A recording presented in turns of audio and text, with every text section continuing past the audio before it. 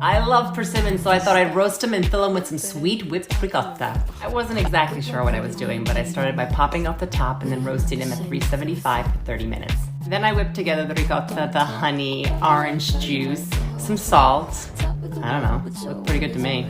When the persimmons were nice and tender, I scooped out their guts, added some orange juice, honey, cinnamon, and then blended it all together. And then I filled it with the puree, the sweetened ricotta, some more puree, and that's tonight's dessert. How to make Rudolph. First, Christmas Mountain Dew, Sprite, vanilla syrup, and luster dust. Give it a good stir, and pour.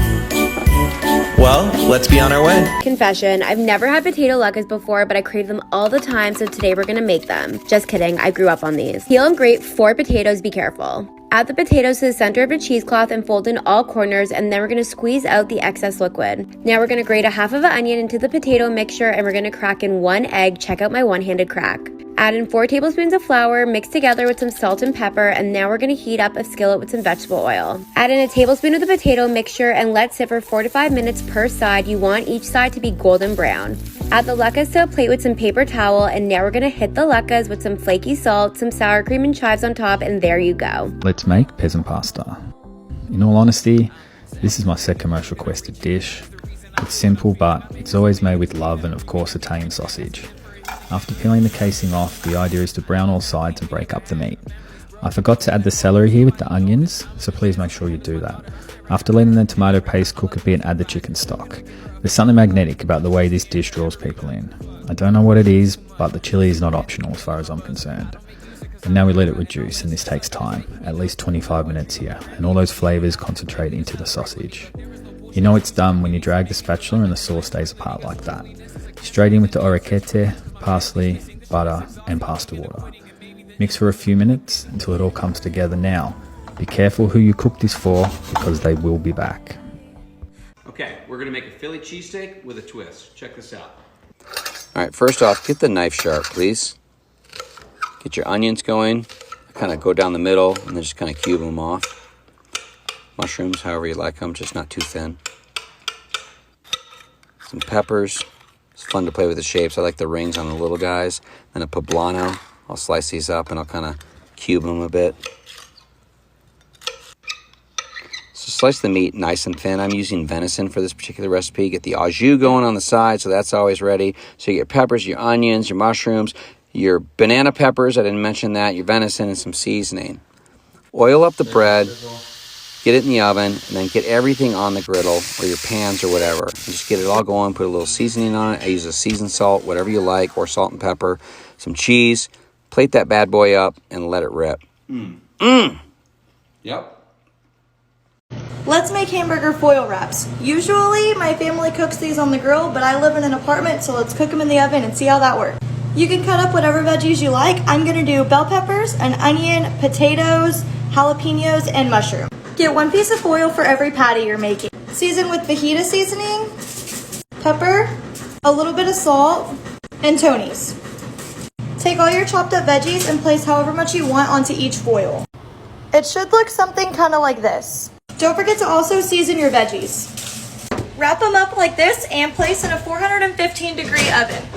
While those are cooking, let's make some green bean. Olive oil and green beans in a pan. Garlic powder, onion powder, and cayenne pepper, and a little bit of butter. Just throw the lid on and let those steam for a few minutes. These took about 25 minutes in the oven. You really just want to make sure your potatoes are soft. Oh my God. Let's make crockpot cheesy potatoes. To your crockpot, add 1 30-ounce bag of frozen hash browns, cream of chicken soup, 1 cup of French onion dip, trust me, 1 diced onion, 1 bag or 2 cups of sharp cheddar cheese, some garlic powder and kosher salt. Off this goes to sit on high for about 4 hours, stirring regularly. With about an hour left, add another cup or so of cheese over top. Let this sit for another hour and follow me for more. Since you guys really seem to like this blueberry cream cheese French toast, here are 3 more filling options. The process is the same. Cut the crust of your bread, this is optional, then flatten it with a rolling pin. The first one is going to be Nutella, and you're going to add some fresh strawberries on top. Then you're going to roll it up, and don't forget to pinch the ends to seal it. The next one is going to be peanut butter and banana. Again, you're just going to add the bananas right on top, roll it up, pinch the end to seal it. The next one is going to sound a little weird, but for something more savory, I'm using turkey sausage links. Make sure they are fully cooked. Place it on top of the bread, roll it up, pinch the ends to seal it. Into a dish, you'll need 3 eggs, a 1/3 cup of milk, vanilla extract, and some cinnamon. Give it a whisk. Next, you're going to roll your French toast, melt some butter into a pan, and you're going to cook this for about 2 to 3 minutes on each side. There you have it, Nutella with strawberries, banana and peanut butter, and turkey sausage links. I hope you guys have enjoyed this video. I will see you next time. This Biscuit Cheesecake is so addicting that every time I make it for someone else, I have to make another one for my family. When I made it this time, half of my family finished it in one day and the other half was ready to throw some hands. I received death threats. I had to make another batch the next day just for my own safety. Anyway, after you make the crust, you want to whip up some heavy cream until it's stiff and fluffy like this. Then you want to mix together some cream cheese, the Biscoff spread, which is the star ingredient here, and some powdered sugar until it's really smooth. Then you want to add in the whipped cream from earlier, and you want a consistency that's super smooth and fluffy and dreamy. Then you want to spread the filling on the crust and smooth it all out. Then you want to spread some melted Biscoff spread all over the top of the cake. Trust me, this takes it to the next level. Then I decorated it with some crushed Biscoff cookies and you're all good. Stream meals. Bangin Kabarta. It's basically roasted eggplant stir-fried with veggies and spices. Bangin means eggplant in Urdu and is a very popular dish eaten in Pakistan. To get started, slice up an eggplant, score it, and season it with oil, salt, pepper, and some garlic. Put it in the oven at 400 for about 40 minutes. Prep some onions, tomatoes, and this is what your eggplant should look like. Easily falls apart. Grab a pan and put in your onions and tomatoes, and then add in chilies, mustard seeds and fenugreek seeds, sesame seeds, shredded coconut, cumin seeds, ground cumin and coriander, black caraway seeds, chili powder, and salt. You can even add in the garlic that was cooked with the eggplant. Then add in your eggplant and mix well. In a separate bowl, get some yogurt and start incorporating your eggplant stir-fry. And that's it. You can bring it back up to heat and accompany it with roti or rice. Enjoy. This recipe is for everyone who freaked out the other day in response to my deer heart video. Yes, people eat deer heart. Welcome to Wild Game TikTok. If you don't know what I'm talking about, check out my most recent video. Tonight we're making venison heart ceviche, which in layman's terms is raw deer heart. Start by dicing the heart steaks into smaller pieces. Mix the venison heart with a 1/2 cup of lime juice, cover and refrigerate for 1 hour. The acid in the lime juice will cure the meat. After it's refrigerated for an hour, pull it back out, drain off the lime juice, and add the heart to a container. The meat should have a purplish gray color. Mix in your diced red onions, your diced tomatoes, your cilantro, a pinch of salt and pepper, and a splash of olive oil. Let the flavors blend together for 10 minutes before serving. Serve with tortilla chips or crackers of your choice.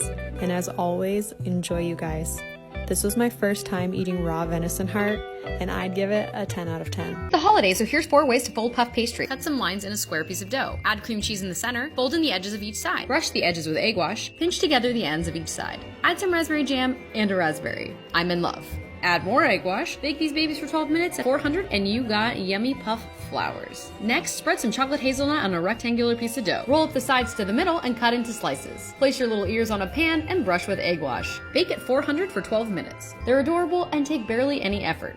For the next one, cut lines on the corners of a square piece of dough. Place chocolate hazelnut spread in the center and some raspberries. Fold every other edge to the center over the raspberries. It's a pinwheel! Brush with egg wash and add sugar. Bake at 400 for 12 minutes. I think these might be my favorite. Beautiful. For the last one, spread chocolate hazelnut on 1/2 puff pastry sheet. Fold in half and cut into slices. Twist and then spiral into a circle. Brush with egg wash. Bake at 400 for 12 minutes. And you got another dessert your family will think took hours to make.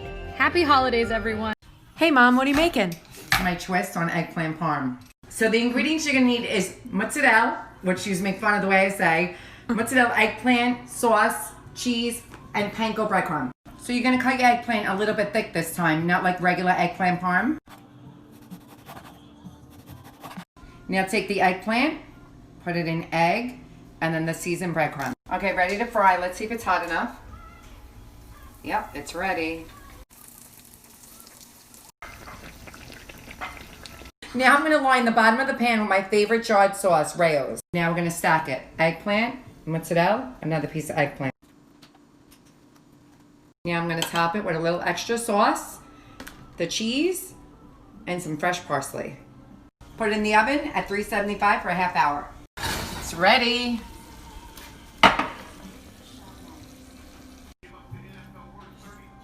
Let's make crazy crispy brick chicken.